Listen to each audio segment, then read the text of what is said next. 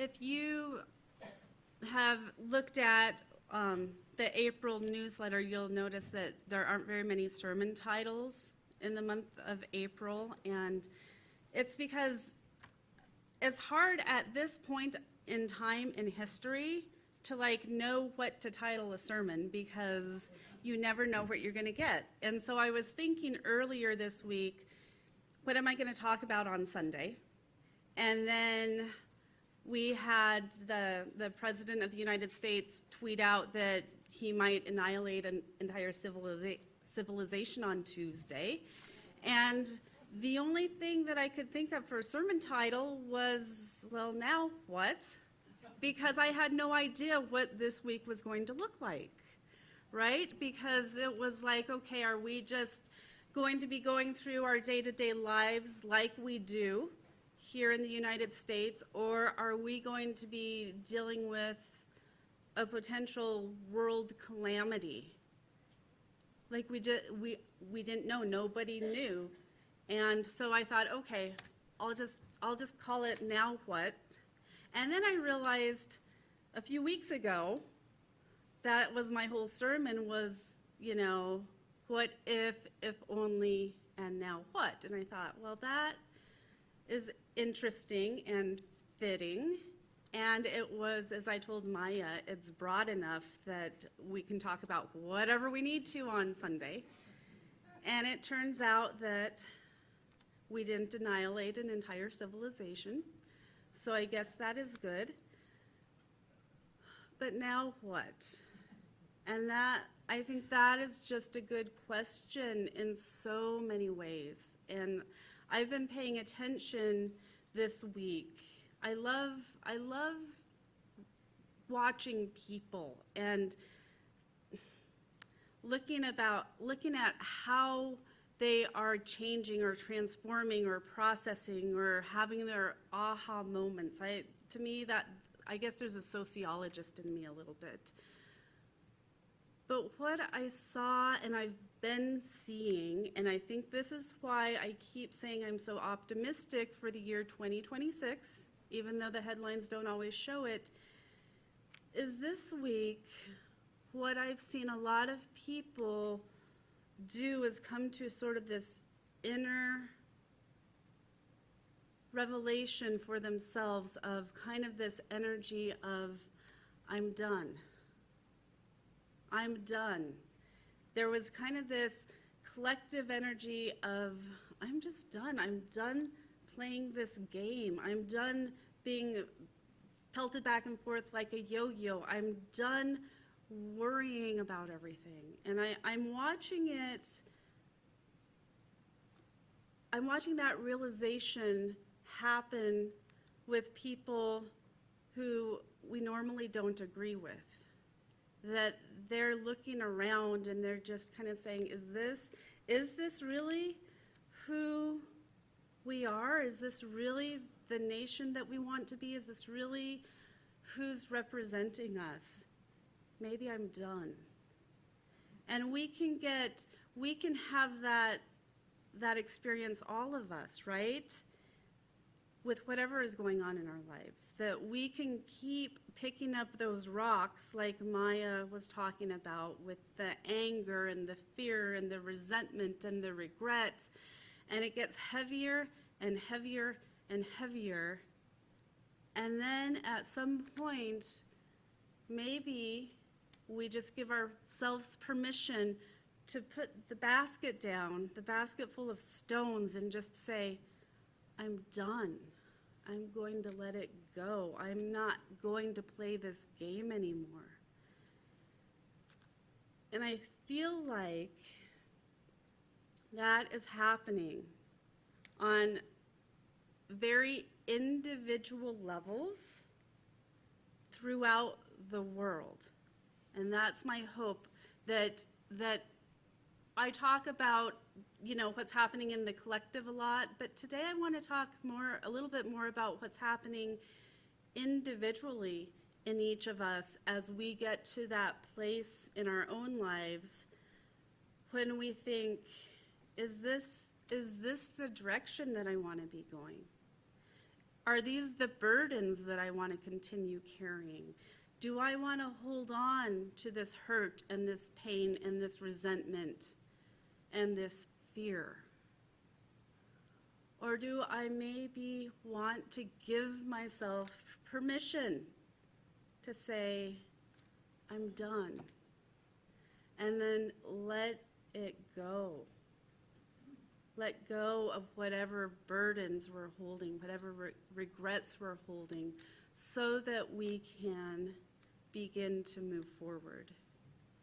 And I really do feel like that is starting to happen. There's a major election going on in Hungary right now of people who have been oppressed coming out and saying, we're done, hopefully.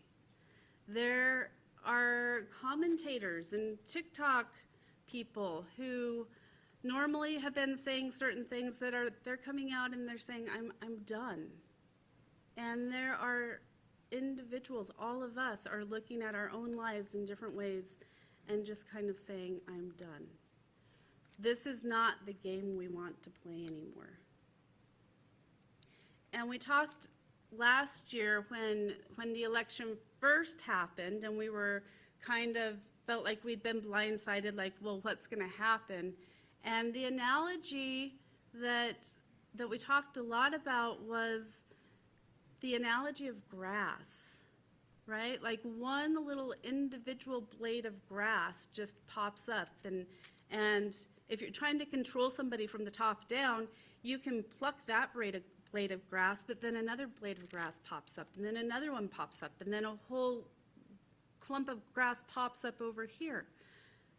You can't just stop the grass from coming up. And I feel like for us regular people, and when I say regular people, I mean everybody who's not a multi-billionaire, right? Like that we're just living our day-to-day lives. We have our homes, we have our cars, we have our jobs, we have our families.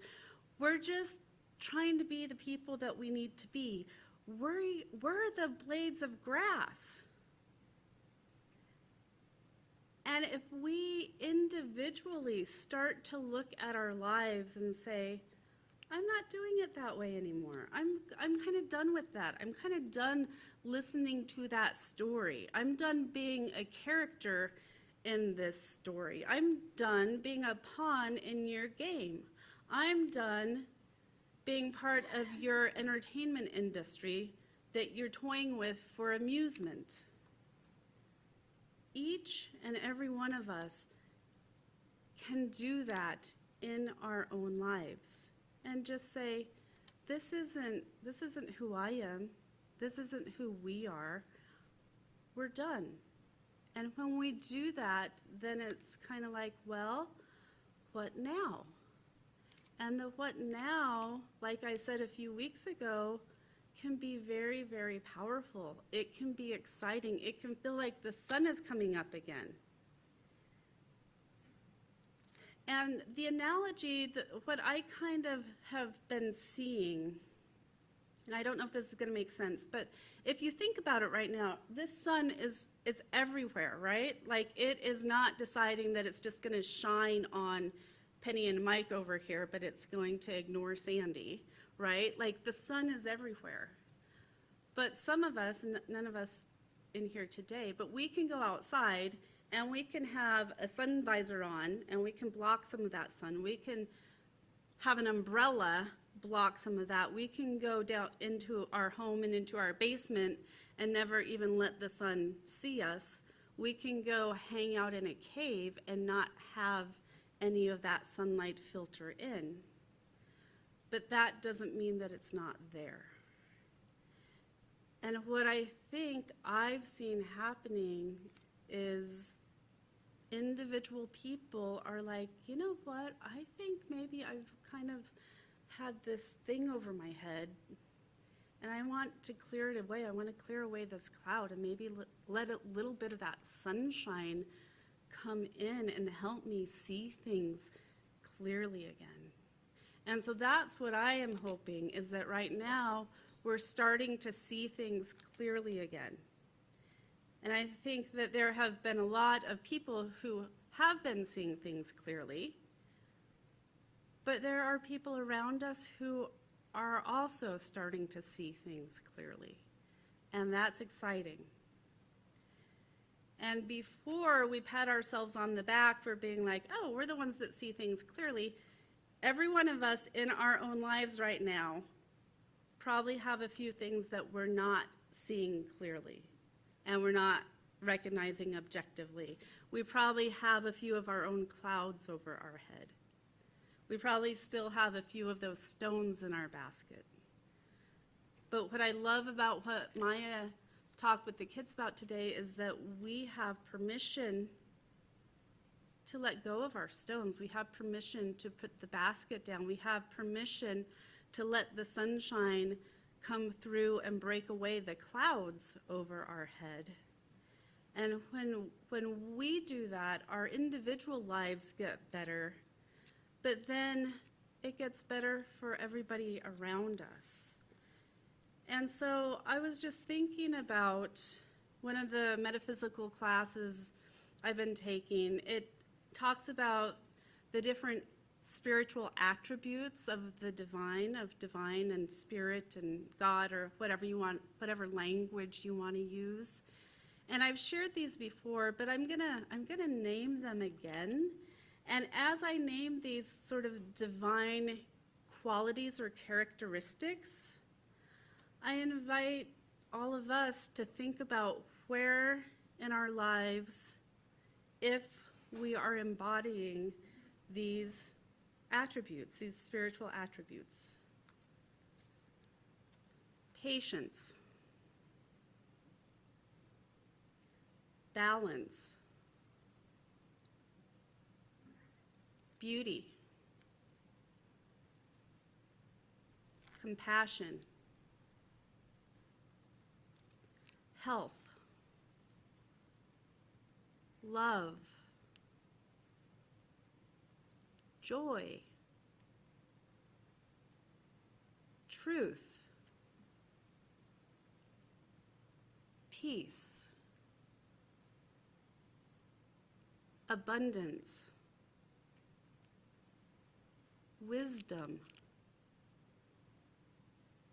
intelligence, confidence. These are just a few, but I'm hoping everybody can raise their hand if I say, was there at least one of these attributes that I just named that you can recognize in yourself? Please, everybody, raise your hand. And if you feel like you couldn't raise your hand because you're not feeling like you don't have any of these attributes, I think I would probably look at you and say, well, I think you're wrong. Maybe you just don't see them in yourself. But if you had a hard time wanting to raise your hand because you can't see at least one of these in yourself, then my invitation is for you to ask yourself, am I carrying one of those baskets of stones? And am I carrying a few, and have they gotten so heavy that I can't even recognize some of these really beautiful qualities? Patience, balance, beauty, compassion, health, love, joy, peace, abundance, wisdom, intelligence, confidence.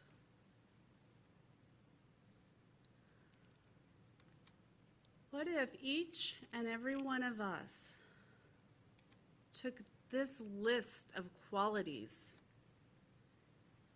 and started asking ourselves this week, today, moving forward, am I experiencing some of these? Am I exemplifying?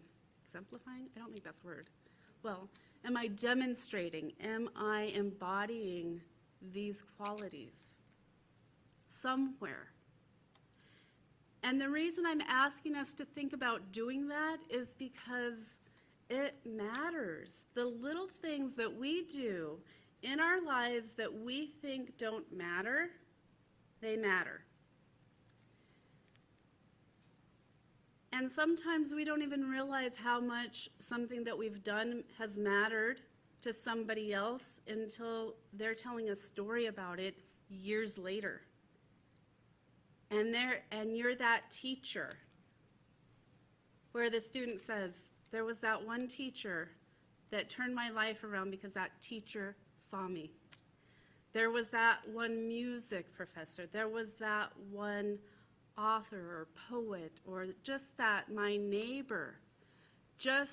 There was that neighbor that was out watering her garden every day, and she would smile at me when I was scared to go into my house. I knew I could come outside and get a smile from that neighbor. That's a spiritual attribute. Watering your garden, recognizing a child and smiling at a child, that's the divine attribute of beauty. That's the divine attribute of compassion, of love. That's that divine expression. The checkers at Safeway and Walmart who are taking the time to make eye contact and just smile at people. Or if we're the customers at Safeway or Walmart or City Market, are we taking the time to make the eye contact and smile and say thank you to them? Recognizing somebody making eye contact and saying thank you, that is the attribute of gratitude. That is the attribute of recognizing the abundance, recognizing that we have enough abundance in our life that we can go to a store, purchase what we need to purchase, and walk away with gratitude for what we have just received. Do you see how easy that is? It's not hard. It's literally after coffee hour, after this service, during coffee hour, walking up to somebody you might not know and saying, hi. Hi, my name's Wendy. I'm glad you're here. Those are divine attributes. And when we practice them in very gentle, simple, loving ways, they grow and they spread, and then we become the type of people, the society, the world that we want to be. I don't see Jeannie and Barb here. I may embarrass Jeannie a little bit, but we have one of our chaplaincy students is interested in how funeral homes work, and she did a little teaching for our last chaplaincy class about all the different things that you can do as you're preparing for your death.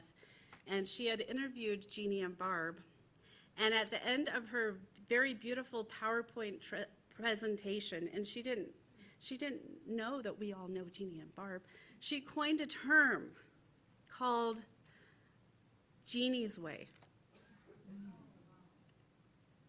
So when she does her presentations about funeral homes, her last slide is of Jeannie and Barb. And they call it Jeannie's Way because Jeannie was telling her throughout her whole career, I would do something to make people feel special, a little added something to make the presentation beautiful.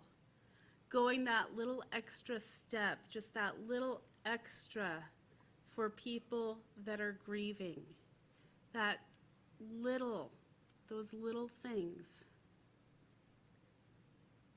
I'm gonna probably embarrass Jeannie, and she didn't know it, but just her taking time to meet with a student, her and Barb, changed this person's life, changed her presentation, changed the presentation that she's giving to chaplains.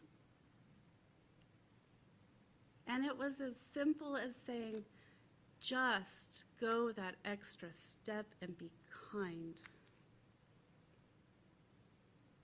It's not hard. And I ran into Jeannie and Barb. They stopped by on Thursday, and I was telling her, I was like, you have a phrase coined after you. And Jeannie was saying that she learned that. I think it was her grandmother had a little inn, or I'm getting the story wrong, but they lived in Aspen. There was a little inn that her family ran, and the housekeeper, there was a woman and her daughter had died, and the housekeeper, when she brought up some food for this grieving mother, she had gone outside and she had picked a flower. And she put a beautiful little white flower on the tray, acknowledging this mother's grief. And that story is still being told decades later. It wasn't a woman of wealth. It wasn't a person of huge power. It wasn't a person of influence. It was one human being, a housekeeper, recognizing the pain in another human being, a stranger, and going and doing something kind and picking some beauty to bring into this other person's life. That is a divine attribute of God. And that does not require a lot of money. It does not require power. It does not require influence. It requires each individual human being to simply say, I choose to be something beautiful. I think that the tide is turning. I think there are a lot of people that are just kind of done with the anger and the hate and the vitriol and the brainwashing and these harsh words. I think we're about done. And when we get done with that and we put down those baskets of rocks, of burdens, then we can pick up those white flowers and say, this is compassion, this is beauty, this is divine, and this is who we're choosing to be. I'm excited for that. So why don't we sing together, Building a New Way, 10:17.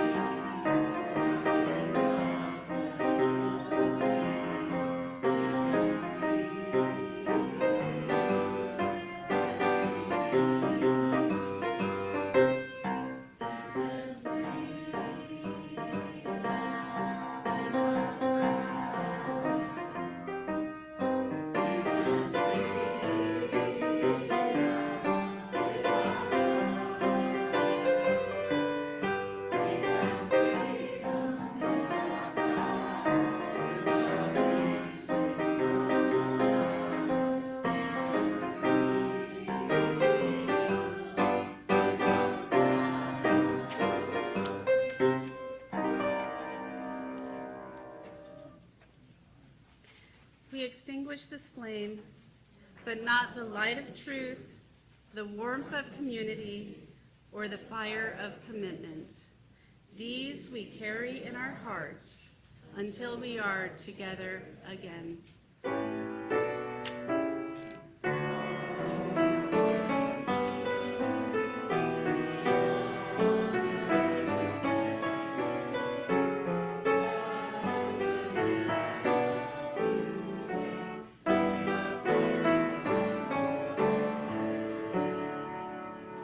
Go now in peace. Amen.